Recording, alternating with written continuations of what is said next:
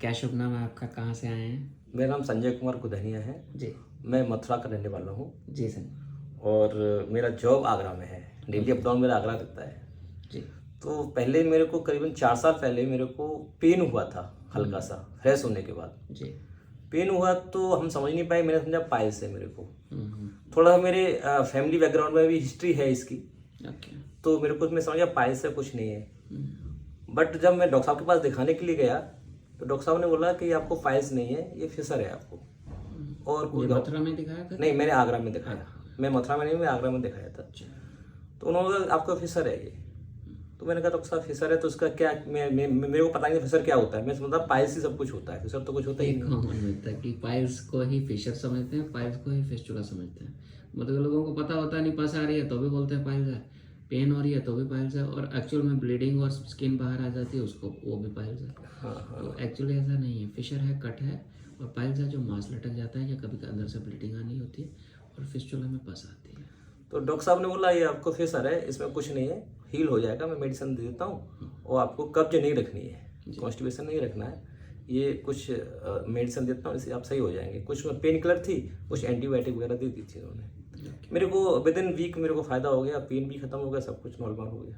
Doctor साहब बस second बार दिखाने गया तो बोला ठीक है, आपको दवाई लेने की जरूरत नहीं है, आप सही हो। उन्होंने फिजिकली चेक किया।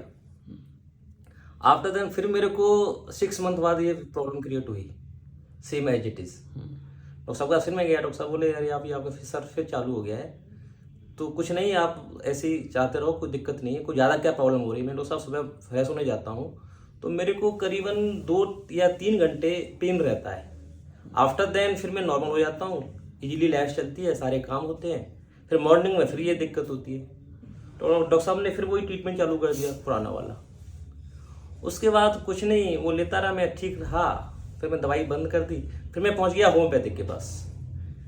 होम्योपैथिक से मैंने मेडिसिन ली, उससे भी रिलीफ रहा। 6 महीने तक चलाई उन्होंने, सब ठीक चलता रहा।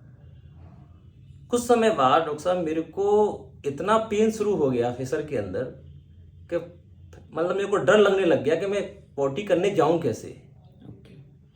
और इतना दवाइयाँ लेते लेते भी ऐसे चलता ही रहा? हाँ। ओके। उसके बाद ऐसा लगता था जैसे किसी ने अंदर कोई कट लगा दिया है, कोई बहुत भयंकर पेन। मतलब मैं तड़पता था पेन के अंदर। तो डॉक्टर साहब के पास फिर मैं दोबारा उन्हीं के डॉक्टर साहब के पास गया। उन्होंने कहा कि भाई संजय आप ऐसा करो, आप एक सर्जरी करा लो, एक सर्जरी ही इसका ऑप्शन है, क्योंकि आपको ज़्यादा दिक्कत हो रही है। मैं डॉक्टर साहब कर दीजिए। उसके बाद फिर मैंने एक दूसरी एडवाइस ली, दूसरे डॉक्टर के पास गया। वो गैस्ट्रो सर्जन थे और मेरे को मालूम था कि वो दूरबीन के थ्रू करते हैं सर्जरी। तो मैंने कि कुछ ऐसा कुछ हो, नई टेक्नोलॉजी हो, उससे करा लूँ मैं। उसके बाद उनके पास गया तो उन्होंने कहा कि ये आपके रेक्टम के पास में है, रेक्टम पर ही है आपका फिशर, कट है जो, और ये 80% इसके सही होने की चांस है, 20% आपको प्रॉब्लम रहेगी। अच्छा। फिर उन डॉक्टर साहब के पास आया जिससे ट्रीटमेंट चल रहा था मेरा। तो उन्होंने कहा कि नहीं 101% आपका सही हो जाएगा, ऐसा कुछ नहीं है। उन्होंने सही नहीं बताया है, और हम कुछ नहीं, हाँ, एक नॉर्मल ऑपरेशन करेंगे, एक दिन छुट्टी कर देंगे, 24 आवर्स में आप फ्री हो जाओगे, ज़्यादा पेन भी नहीं होगा। उसके बाद डॉक्टर साहब ने सर्जरी की मेरी। सर्जरी होने के बाद मेरे को पेन तो बहुत हुआ सर्जरी के बाद। उसके बाद फिर कुछ नहीं, चलता रहा 8-10 दिन। 10 दिन बाद मेरे को इतना रिलीफ हो गया कि फ्रेश होने में मेरे को दिक्कत नहीं होती थी। ओके। पर मैं क्योर नहीं हुआ पूरी तरह से, और ये चलता रहा रेगुलर। 2 महीने, 3 महीने, 4 महीने रेगुलर चलता रहा। दवाई वगैरह सब कर रहे थे? सब दवाई मैंने खाई, फिर वो सब बंद कर दिया था। वो डॉक्टर साहब बोला आप कुछ बंद, अब सब सारी चीज़ें बंद करो। थोड़ी सी हल्की स्वेलिंग रह गई है अंदर, स्वेलिंग रह गई है, इस वजह से आपको थोड़ी सी डिस्कम्फर्ट फील कर रहे हो, और ये धीमे धीमे सब सही हो जाएगा। बट मेरे को दिक्कत रहती थी, फ्रेश होने में दिक्कत नहीं होती थी। फ्रेश होने के 1 घंटे बाद मेरे को पेन रहता था, हल्का हल्का पेन, जलन टाइप की सी, ये सारी चीज़ें रहती थी। मैं उसको डिनाई करता रहा, अपना काम करता रहा, मैंने सही हो जाएगा, हो जाएगा, हो जाएगा। ऐसे ऐसे करते करते 14 महीने हो गए, और मेरे को पस भी आ रहा था। डॉक्टर साहब से मैंने बोला डॉक्टर साहब पस आ रहा है। डॉक्टर साहब बोले कुछ नहीं, ये एक लार टाइप की म्यूकस होता है, ये निकल रहा है आपका, और कुछ नहीं है, ये सब ठीक हो जाएगा, आप बेफिक्र रहो। उसके बाद 5-6 महीने बाद मेरे को ऐसा लगा, मैं बैठा तो मेरे को पेन हो रहा है।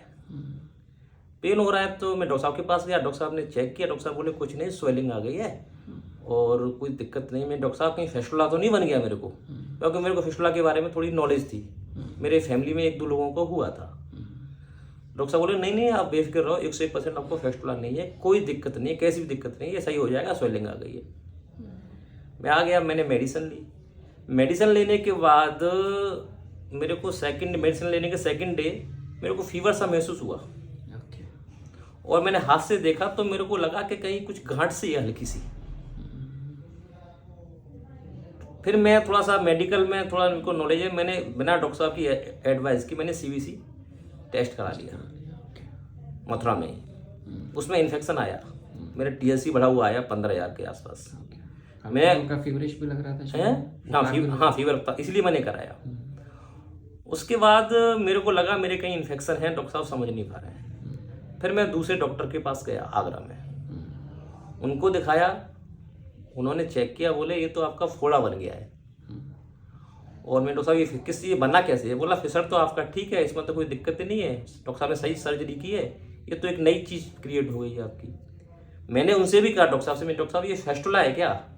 डॉक्टर साहब बोले ये फिस्टुला तो हम कह नहीं सकते, बट आगे सर्जरी के बाद मालूम पड़ेगा कि ये फिस्टुला का रूप लेता है या क्या निकलता है। अभी हम कुछ नहीं, अभी तो हमें केवल पस निकालना है और चीरा लगाना है। चीरा लगाने के बाद आपको 1 महीने तक ड्रेसिंग करानी पड़ेगी मेरे यहाँ की डेली।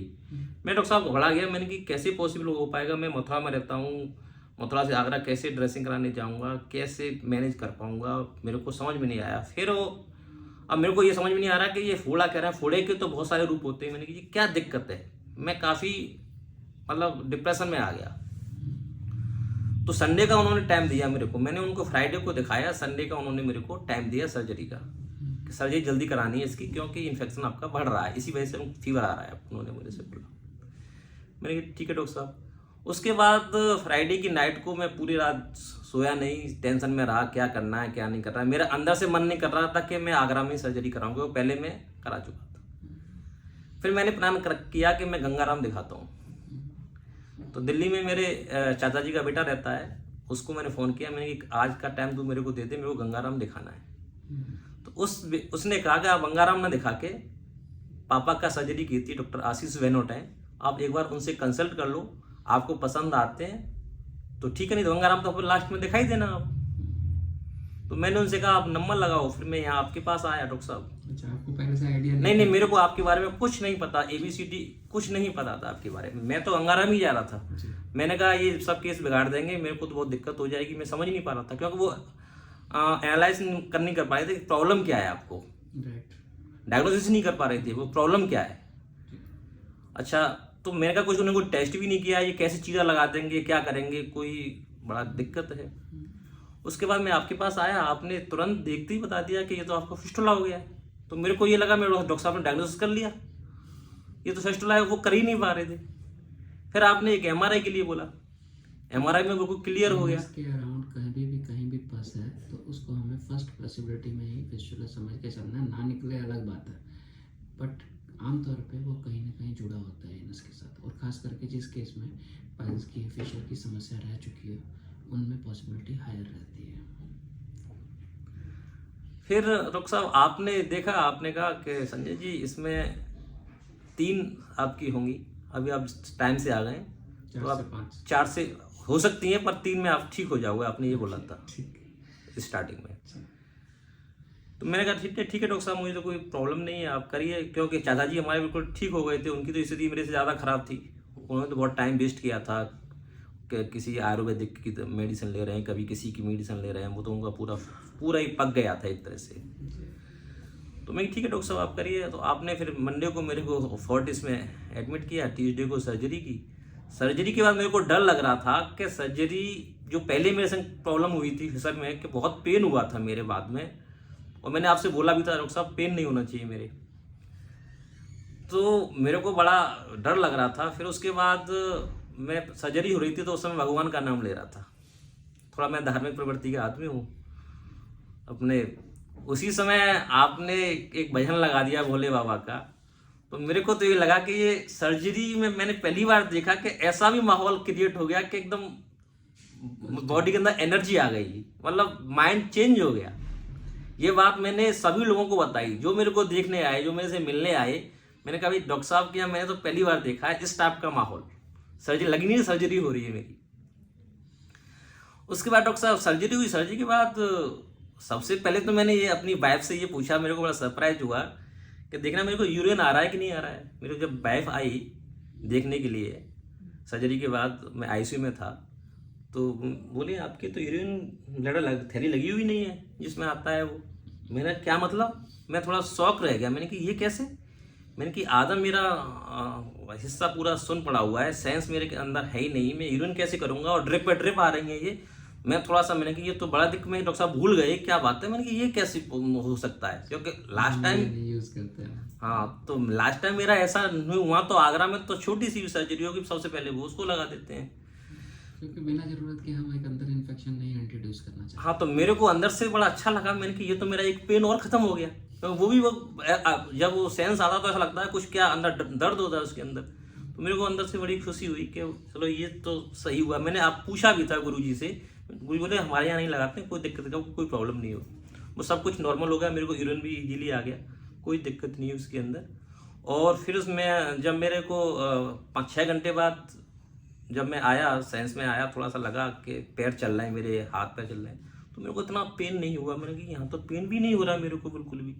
मैंने जो भी मेरे पास फोन आया, मैंने कि मेरा तो कुछ पता ही नहीं पड़ रहा है, मतलब बहुत इतना पेन तो होता है, थोड़ा सा लगता है, पर ऐसा नहीं लग रहा था कि मैं चीख रहा हूँ या मतलब बहुत वो कर रहा हूँ। पेन हुआ। सेकेंड डे में फ्रेश होने भी नहीं गया, थर्ड डे फ्रेश होने गया, तो मेरे को लगा था फ्रेश होने कैसे जाऊँगा। फ्रेश होने भी गया तो उस समय भी मेरे को यहाँ बहुत ज़्यादा दिक्कत नहीं हुई कि बहुत ज़्यादा प्रॉब्लम हो रही है, इजीली सब काम हो गए, मैनेज हो गया आराम से। और वो पट्टियाँ जो हॉस्पिटल में, कोई पट्टी हुई थी, कोई जरूरत पड़ी थी पट्टी? नहीं, कोई पट्टी भी नहीं हुई, आके केवल गौज लगाते थे, बस गौज लगा दी। और कोई ऐसा भी नहीं है कि बहुत ज़्यादा पट्टी हो रही हो, बहुत ज़्यादा ब्लड आ रहा हो, ऐसा कुछ हो रहा हो।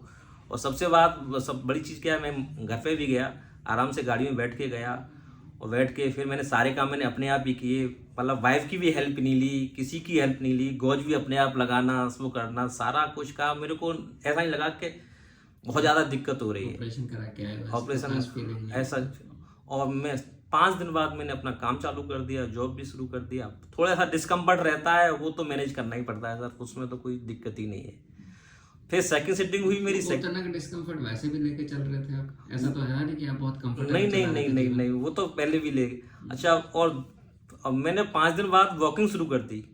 करीबन मैं आज भी डेली कम से कम 4 से 5 किलोमीटर वॉक करता हूँ। और उसके बाद 5 दिन बाद मैंने 1 किलोमीटर, फिर 2 किलोमीटर ऐसे वॉक, उसमें भी मेरे को ज़्यादा दिक्कत नहीं होती। थोड़ा सा मुझे लगता था, मैंने आपसे बोलता था, मेरे जो टाँके लगे हुए थोड़े चुभते से हैं मेरे, आपने कोई प्रॉब्लम नहीं है, वो कोई दिक्कत नहीं है। तो वो सारा स्टिच है तो थोड़ा बहुत डिस्कम्फर्ट। और 2-3 दिन बाद मैंने गाड़ी चलाना शुरू कर दिया था, गाड़ी चलाता था, कोई दिक्कत नहीं है। और सेकंड सिटिंग में तो मैं गाड़ी खुद चला के लेके आया था यहाँ पे, ड्राइवर लेके भी नहीं आया था। तो कोई सेकंड सिटिंग के बाद तो मैं 5 दिन के बाद बिल्कुल फिट हो गया। और आज आपकी कृपा से आप बता रहे हैं कि आपका 70 से 80% हील हो चुका है, सब कुछ बढ़िया है। मुश्किल वाला पार्ट सारा हील हो गया, बस और बाकी है। तो वो भी हील हो जाएगा।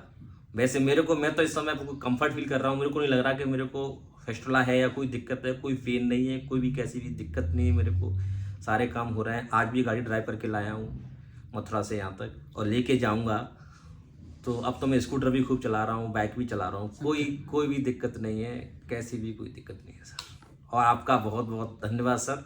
और मैं तो ये कहता हूँ, कोई भी प्रॉब्लम किसी को हो इस टाइप की, तो अच्छे डॉक्टर से ही कंसल्ट करें। बिना अच्छे डॉक्टर के आप दिक्कत में आ सकते हैं, सही भी हो सकते हैं, पर दिक्कत में ज़्यादा आ सकते हैं। तो देखो, कॉमन रेमेडीज जो होती हैं, होम रेमेडीज अगर काम नहीं कर रही तो उसको इग्नोर नहीं करना। बट हाँ, कई बार ये डिजीज़ ऐसी है, इसको अंदर छुपी हुई होती है, तो सब लोग नहीं ढूंढ पाते। कई बार मिस हो जाती है, उससे दिक्कत आती है, और कई बार होती ही इतनी मुश्किल है कि उसको करने के लिए बहुत ज़्यादा एक्सपर्टाइज चाहिए होती है। एक मेरे रिलेटिव थे, तो उन्होंने भी एक सर्जरी कराई थी इसकी। उन्होंने सर्जरी कराई पाइल्स की पहले। पाइल्स कराने के बाद फिर उनको यही दिक्कत हुई, थोड़ा हमारे माइंड में एक ये भी कीड़ा था।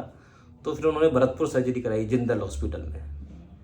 वहाँ के बाद तो 1 साल बाद उनको वही जो सर्जरी हुई थी, वहाँ कैंसर क्रिएट हो गया।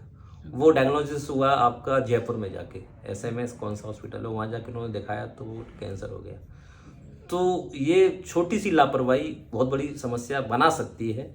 इसलिए हमारा तो यही है कि अच्छे डॉक्टर के पास ही जाएं, इसको पूरी डीपली नॉलेज हो इसके बारे में।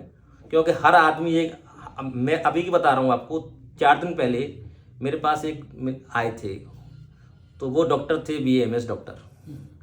मैं सब डॉक्टर साहब आप कहाँ पर आपका क्लिनिक है, क्या किस टाइप के पेशेंट देखते हैं आप? डॉक्टर साहब बोले मैं पाइल्स फेस्टुला भगंदर का सर्जरी करता हूँ।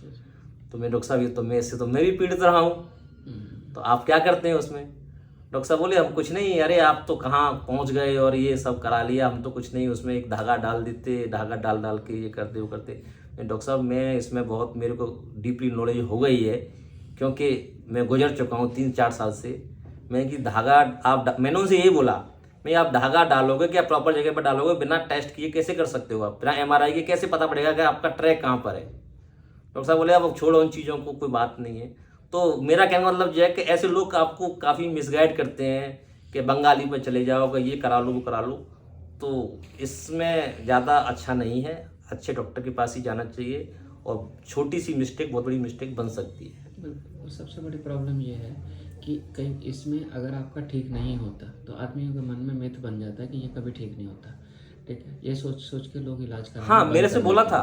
तो जब इलाज नहीं कराते तो वही लोगों का ये घाव समय के साथ कैंसर में कन्वर्ट हो जाता है, विदाउट इवन वो सोच के चल रहे हैं कि ये दोबारा ना हो जाए, इस चक्कर में वो ट्रीट नहीं करा रहे, और वो घाव जो है नसूर का नसूर बनता ही जा रहा है, विदाउट रियलाइजिंग कि आपने अपने आप को बिना सिर्फ एक डर के कारण कि बीमारी चलो मैंने मान लिया दोबारा भी आ जानी हो, तो भी इलाज तो करना चाहिए ना। आज किसी को डेंगू हुआ है, उसको 6 महीने बाद फिर डेंगू हो सकता है, तो क्या हम उसको पहली बार मरने देंगे कि भाई तुम डेंगू हो गया तो ये तो दोबारा भी हो जाएगा?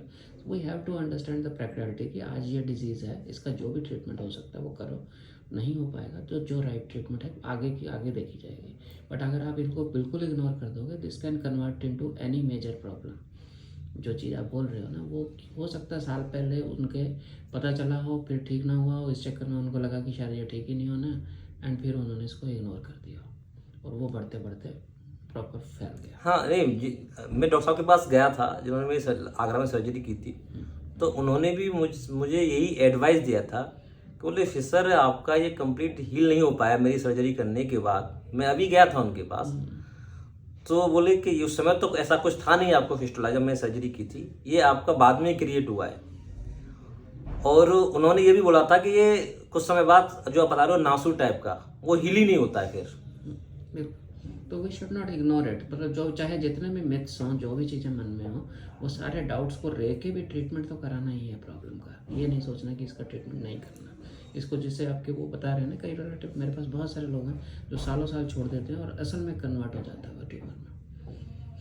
अच्छा, हम थोड़ा सा हमारे चाचा जी का आपने किया था जी, तो वो कहते थे कि मेरी सिटिंग है। हम समझ पाए सिटिंग क्या होती है डॉक्टर साहब? हमारे मन में जो एक्चुअल बता रहा हूँ, जो प्रैक्टिकल चीज़ है, हम सोचा, फ़ोन भी करते थे, हम पूछते थे हाथ कैसी आप, मैंने कि ये हो क्या रहा है आपके साथ, इतनी सिटिंग क्यों हो रही है, ऐसी दिक्कतें क्यों, क्या होगी? मैं डॉक्टर साहब को ऐसा तो नहीं है कोई ये आपके संग कोई ठगी हो रही हो, माइंड में ऐसी चीज़ आ रही है आप जो एक्चुअल है। मैं कि 5-5 आपकी सिटिंग करवा रहे हो, ये क्या है?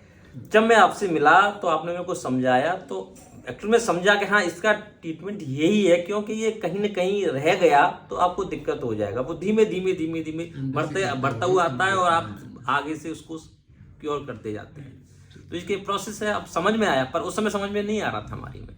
ठीक है, वो नेचुरल है, इसीलिए मैं बोलता हूँ सबको समझाना मुश्किल होता है। तो आप नहीं समझा सकते, पेशेंट को समझा सकते हैं, जो साथ में कोई अटेंडेंट आया उसको बता सकते हैं, पर बहुत सारे लोगों के मन में बहुत डाउट होंगे। तो हर एक चीज़ को समय के साथ साथ अपने आप क्लियर हो जाती है। तो जैसे आपको भी क्लियर हो गई, अब आज जो पहले आपके मन में आते होते थे कि मेरे चाचा के साथ क्या हो रहा है, और फाइनली वो आज एक हैप्पी लाइफ जी रहे हैं। Yes, luckily you are also बिल्कुल नॉर्मल उसी कैटेगरी में आ गए। और ऐसे हज़ारों पेशेंट हैं जो सब ठीक हो गए हैं। हमें समझना पड़ेगा बीमारी कॉम्प्लेक्स है, तो उसको उसी हिसाब से उसका प्रॉपर इलाज करेंगे। अगर हम हाफ हार्टेड इलाज करेंगे या कुछ ना कुछ कमी छोड़ देंगे तो वो बार बार परेशानी होगी। तो इसीलिए मैं हर चीज़ पहले ही क्लियर करने की कोशिश करता हूँ, पर फिर भी मेरे लिए भी कई बार सरप्राइज फाइंडिंग्स होती हैं। ठीक है, और सबसे बड़ी चीज़ डॉक्टर साहब इसमें मैंने एक चीज़ और देखी है कि इस जगह को हम देख नहीं सकते। हम इसको जगह को देख नहीं सकते तो हमें पता ही नहीं कि हमें प्रॉब्लम है क्या। आज बता रहा हूँ होम्योपैथिक की मैं मेडिसिन कराई, मैं ये सोचता था मैं डॉक्टर साहब देखते नहीं, केवल ये पूछते हैं कि क्या प्रॉब्लम है, इनको क्या पता कि वो वहाँ पे है क्या। पर मैंने कहा हो सकता है सही हो जाऊँ मैं होम्योपैथिक से। पर ये मेरे माइंड में आता था कि होम्योपैथिक में डॉक्टर साहब देख नहीं रहे हैं, फिजिकल कुछ नहीं कर रहे हैं, इनको क्या पता कितना हील हुआ है कितना हील नहीं हुआ है, बस मेडिसिन देते जा रहे हैं। तो हम उसको देख नहीं सकते हैं।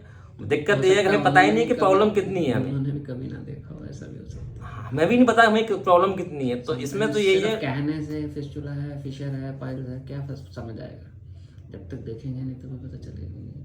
और चलो बाहर फिंसी दिख रही है और अंदर कहाँ जुड़ी है उसका भी इम्पोर्टेंस है। सिर्फ ऐसा नहीं है कि है और चलो जुड़ी है नहीं जुड़ी है, there can be any things. But वही है कि बहुत सारी मिथ्स और बहुत सारे ट्रीटमेंट चल रहे हैं, हम उसको चैलेंज नहीं कर सकते।